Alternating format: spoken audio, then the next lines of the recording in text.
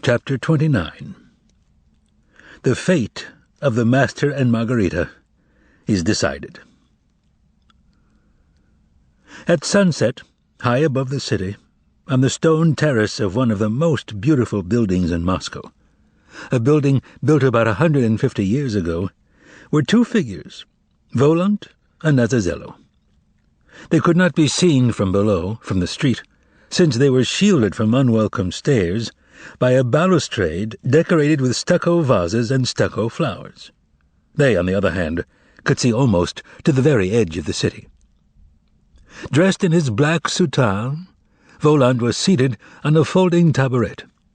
His long broadsword had been rammed vertically into the crack between two flagstones, thus forming a sundial. The sword's shadow lengthened slowly and steadily as it crept up to the black slippers on Satan's feet. With his sharp chin resting on his fist, and one leg folded beneath him, Volant sat hunched on the tabouret, staring fixedly at the vast assortment of huge buildings, palaces, and shacks condemned to destruction. Azazello had shed his contemporary attire, that is, his jacket, bowler hat, and patent leather shoes, and, like Volant, was dressed in black. He stood motionless, not far from his master, and, like him, stared at the city. Volant spoke. "What an interesting city, don't you think?" Azazello stirred and replied respectfully, "Monsieur, I prefer Rome." "Yes, it's a matter of taste," answered Volant. A short while later his voice sounded again. "What's that smoke over there on the boulevard?" "That's Griboyedov, burning," replied Azazello. "One must assume, then, that the inseparable pair, Korovyov and Behemoth, paid them a visit?" "No doubt about it, monsieur." Again there was silence, and the two on the terrace watched as the broken, blinding sun caught fire in the westward-facing upper-story windows of the massive buildings. Volant's eye burned like one of those windows, even though he had his back to the sunset. But something made Volant turn away from the city here and focus his attention on the round tower on the roof behind him. Emerging from the tower wall was a somber, mud-stained, black-bearded man wearing a torn chiton and homemade sandals. "Ha!" exclaimed Volant, looking mockingly at the man who had entered. "You're the last person one would have expected to see here. What brings you here, uninvited but expected guest?" "I've come to see you, spirit of evil and sovereign of the shadows," replied the man, looking sullenly at Volant from under his furrowed brows. "If you've come to see me, then why haven't you greeted me and wished me well, former tax collector?" said Volant in a stern voice. "Because I don't want you to be well," was the newcomer's impudent reply.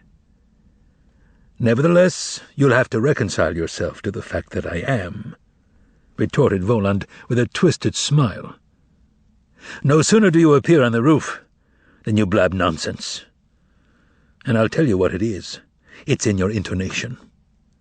You pronounced your words as if you refused to acknowledge the existence of either shadows or evil. But would you kindly ponder this question? What would your good do if evil didn't exist? And what would the earth look like if all the shadows disappeared? After all, shadows are cast by things and people. Here is the shadow of my sword. But shadows also come from trees and from living beings. Do you want to strip the earth of all trees and living things, just because of your fantasy of enjoying naked light? You're stupid." "I won't argue with you, old sophist," replied Levy Matvey. "You can't argue with me because of what I just said. You're stupid," replied Volant, and asked, "Well, tell me briefly, without tiring me. Why have you appeared?" "He sent me." What did he order you to tell me, slave?" "I am not a slave," replied Levi Matvey, becoming more enraged. "I am his disciple." "We are speaking different languages, as always," rejoined Voland. "But that doesn't change the things we talk about." "So?" "He has read the master's work," began Levi Matvey, "and asks that you take the master with you and grant him peace." "Is that so difficult for you to do, spirit of evil?" "Nothing is difficult for me to do," replied Voland, "as you well know." He was silent for a moment and then added, "But why aren't you taking him with you to the light?" "He has not earned light. He has earned peace," said Levi in a sad voice. "Tell him that it shall be done," replied Voland, and added, his eye suddenly flashing, "and leave me this instant." "He asks that you also take the one who loved him and who suffered because of him," said Levi to Voland, imploring for the first time. "We would never have thought of that without you. Leave." Levi Matvey disappeared after this, and Voland called Azazello and commanded him, "Fly to them and arrange everything." Azazello left the terrace, and Voland remained alone. But his solitude was not of long duration. Footsteps and animated voices were heard on the terrace, and Korovyov and Behemoth appeared before Voland. But now the fat man was without his Primus stove, but was loaded down with other things. Under his arm was a small landscape in a gold frame. Over his arm a badly singed cook's smock, and in his other hand a whole salmon, skin on and tail attached. Korovyov and Behemoth both reeked of smoke. Behemoth's mug was covered with soot, and his cap was half singed. "Salutations, monsieur!" cried the indefatigable pair, and Behemoth waved his salmon. "You're a fine sight," said Voland. "Imagine, monsieur," began Behemoth, shouting joyfully and excitedly, "they thought I was a looter." "Judging by what you've got with you," replied Voland, looking at the landscape, "you are a looter." "Can you believe, monsieur?" began Behemoth in a heartfelt voice. "No, I can't believe," was Voland's curt reply. "Monsieur, I swear I made heroic efforts to save everything I could, but this was all I could salvage." "You would do better to tell me how did Griboyedov catch fire?" asked Voland. Korovyov and Behemoth both spread their arms and raised their eyes skyward, and Behemoth cried, "I have no idea. We were sitting peacefully, perfectly quietly, having a bite to eat, and suddenly, bang, bang," chimed in Korovyov.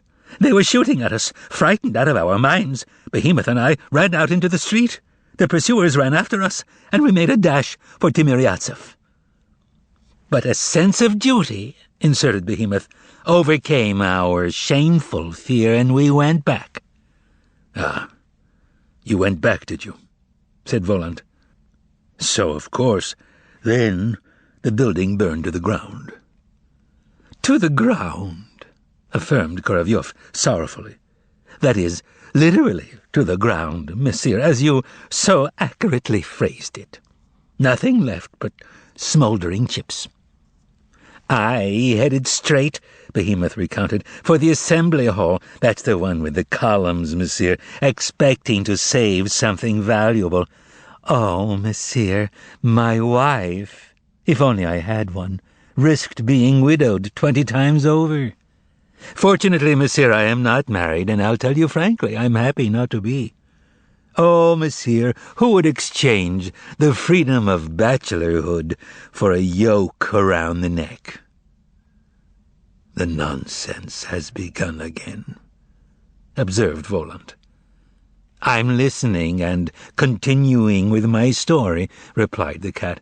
"Yes, sir, Here's a small landscape. It was impossible to remove anything else from the hall. The flames were in my face. I ran to the storeroom and salvaged the salmon, ran to the kitchen and salvaged the smock. I consider, monsieur, that I did everything I could, and I fail to understand the skeptical look on your face. And what was Korovyov doing while you were looting? Inquired Voland. I was helping the firemen, monsieur, replied Korovyov, pointing to his torn trousers. Ah, if that's true, then naturally they'll have to build a new building. It will be built, monsieur, answered Korovyov. I can assure you of that. Well then, all that is left is to hope that the new one will be better than the old, remarked Voland. And so it shall, monsieur, said Korovyov. Believe me, it will, added the cat. I'm a regular prophet. In any case, we're back, monsieur, reported Korovyov, and we await your instructions. Voland got up from his tabouret, went over to the balustrade, and, turning his back on his retinue, gazed silently into the distance for a long time. Then he went back, sat down on his tabouret again, and said, There will be no instructions. You have done everything you could, and for the time being, I have no further need of your services. You may rest. The thunderstorm is coming. The last thunderstorm. And it will accomplish everything that needs to be accomplished.